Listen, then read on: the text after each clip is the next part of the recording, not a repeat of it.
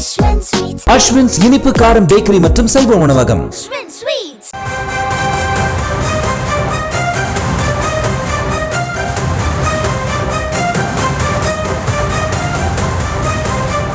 புதிய தமிழகம் கட்சி பேரணிக்கு முந்தைய நாள் அனுமதி மறுத்தது ஏன் என சென்னை உயர்நீதிமன்றமானது காவல்துறைக்கு கேள்வி எழுப்பியுள்ளது. இது தொடர்பான கூடுதல் விவரங்களோடு இணைகிறார் நமது செய்தியாளர் மதியழகன். வணக்கம் மதியழகன், விவரம்.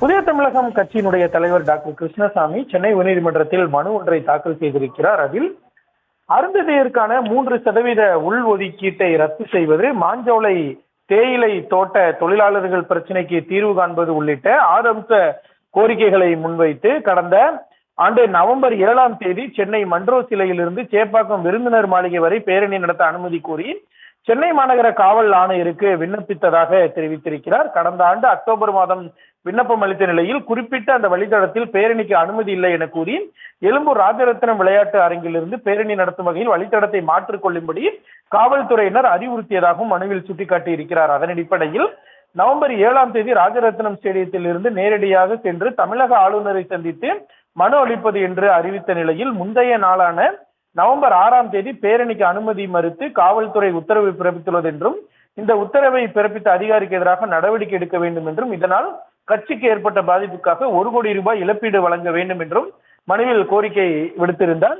இந்த வழக்கு நீதிபதி பி வேல்முருகன் முன்பு விசாரணைக்கு வந்தது. அப்பொழுது 3 வாரங்களுக்கு முன்பே பேரணிக்கு அனுமதி கேட்டு விண்ணப்பித்தும் ஆளுநர் நேரத்தை பெற்றும் இருந்த நிலையில் கடைசி நேரத்தில் அனுமதி மறுத்தது சட்டவிரோதமானது என்றும் பேரணிக்காக திருநெல்வேலி, தூத்துக்குடி உள்ளிட்ட மாவட்டங்களிலிருந்து வந்த கட்சியினரை காவல்துறையினர்